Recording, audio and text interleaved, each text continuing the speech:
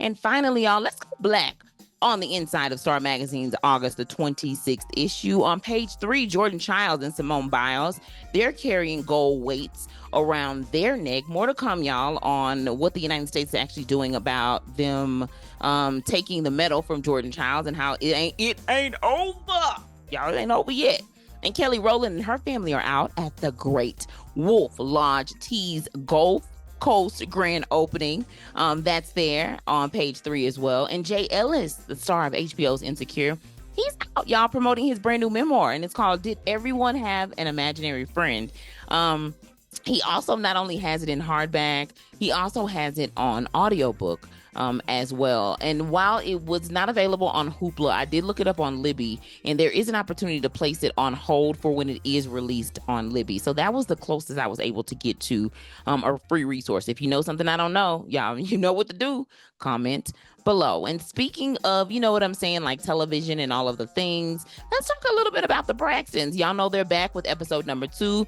Now, this one's a hard one, y'all. The family comes together for grief counseling, and Trina just kind of breaks down. It turns out that when Tracy took her last breath, Trina and also Mama Braxton, they were also there as well. And Trina went over to her live YouTube channel to just kind of talk about grief and the process, and also just kind of processing it out loud with her audience and also her husband as well. And I'm actually glad that she did that.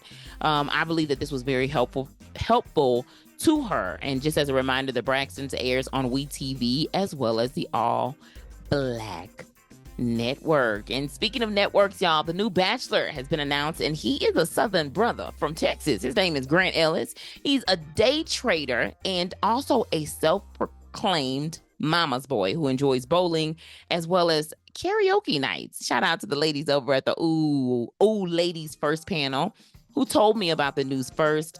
Niecy specifically was talking about this. He also has been on The Bachelorette, apparently, and he wasn't chosen on that show. And so because he wasn't chosen as a partner for whatever season he was on, child, they got him over here and got his own little show. And now he is one.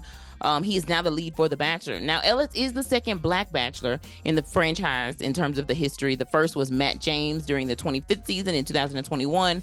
The Bachelor and The Bachelorette both air on ABC. Be sure to check your local listings for showtimes. And speaking of showtimes, I don't know if y'all had a chance to see College Hill Celebrity Edition. That the final episode, I believe, aired actually at the end of July. So I like this show, y'all, because it's a positive show. I think that just kind of gives a chance to showcase a different side of what happens at a historically Black college or university. So let's talk a little bit about College Hill. All right.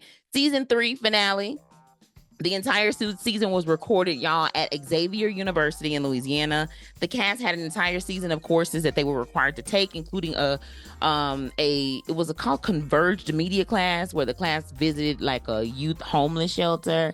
They took an emotional tour of like a slave plantation as well, which actually, interestingly enough, they have a lot of those in Louisiana. I worked there for about a year, and I did one as a field trip for a program on a contract. So anyway, they also learned about the Zulu parade and also registered people to vote. And every season, y'all know, got a problem person. And I'll just go ahead and tell you directly that the problem person this season is actually Saucy Santana. Let me see you walk. And Saucy was walking out the door to do anything but go to class, okay?